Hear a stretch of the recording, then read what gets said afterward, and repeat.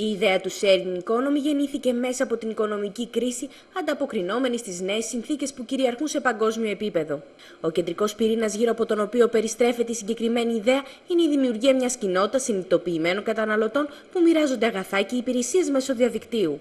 Πώς όμως λειτουργεί στην πράξη η συγκεκριμένη φιλοσοφία? Κατάλληλη για να απαντήσει είναι η April Rin, Chief Strategy Officer του Collaborative Lab, η οποία ταξιδεύει σε ολόκληρο τον κόσμο προωθώντας τις συνεργασίες ανάμεσα σε κυβερνήσεις, οργανισμούς και επιχειρήσεις. So the sharing economy is truly a global phenomenon. It's taking place in cities of all sizes around the world.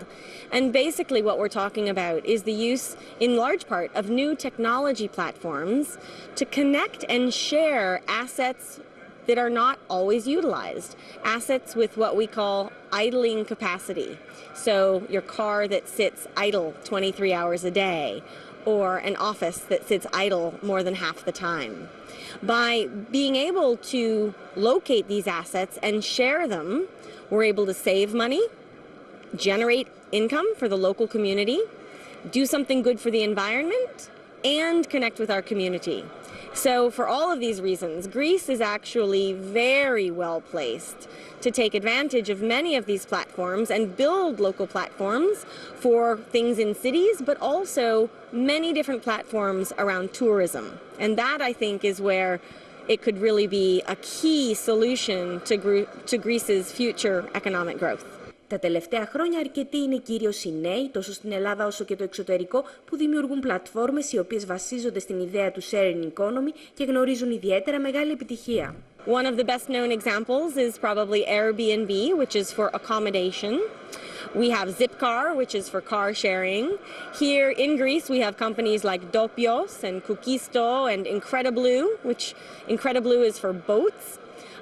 Globally, we have many other kinds of platforms. We have things like BlaBlaCar or Lyft Share, which are for ride sharing. We have Relay Rides, which is renting your neighbor's car. We have TaskRabbit and Skillshare and all kinds of things around the sharing of skills and time and talent. You've been traveling around the world speaking about sharing economy.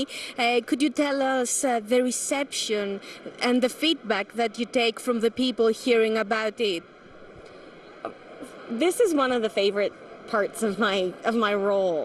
I love talking to people about this because if they haven't connected the dots around this concept before, it's like seeing a big light bulb go off where they say, "This makes so much sense. Why wouldn't I do this?" Ποια είναι όμως η μεγαλύτερη δυσκολία που αντιμετωπίζουν όσοι θέλουν να δημιουργήσουν μια πλατφόρμα η οποία ενσωματώνει τη φιλοσοφία του sharing economy? Cultural issues are quite large for people to overcome this sense of how would I trust somebody else. The easiest way is to start looking at what other people are doing and to start seeing how trust is being built in new ways, in part thanks to new technologies, but as we like to say, we're using online technologies to find the things that we want to share, but then we're taking those activities offline and we're having real-world, real-time experiences, and that's also where trust is built. Ποιος είναι όμως εκείνος ο παράγοντας που κάνει μια πλατφόρμα επιτυχημένη? So I think the sharing economy is here to stay. It's very clearly here to stay. We will see certain companies get very, very successful, and we will see an ecosystem of supporting services arise as well. But one of the things that we do at Collaborative Lab also is track company failures. And of course, the more companies are succeeding, companies are also failing, but the important piece is to understand why they're failing. And we find that by and large, companies are not failing because of a lack of interest or a lack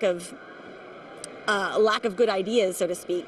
They're usually failing because their idea was a little bit too early, or they didn't get quite the right kind of funding, or it was difficult to communicate to the community what they actually wanted to do. But those are all challenges that can be overcome over time. The Greek young people that they want to create a platform, mostly they want to establish it also abroad. What do you think that they should take in mind so they can communicate their idea abroad and be successful? One piece of advice I would have is that these are hyper-local solutions. So firstly, what works in Greece may or may not work somewhere else, but also you absolutely want to have local champions. So I would strongly suggest any Greek entrepreneur, if they want to expand to London or to New York or whatever, they need to have a local partner to do that, because if they don't have credibility and interest from the local community, think about, will you support your neighborhood? Yes. Will you support someone else's neighborhood? Maybe not. So you need to have a member from that neighborhood to partner with to help you grow and seed that idea. Η ιδέα του sharing economy μπορεί ίσως να αποτελέσει ένα χρήσιμο εργαλείο για την αντιμετώπιση της οικονομικής κρίσης και της ανεργίας των νέων.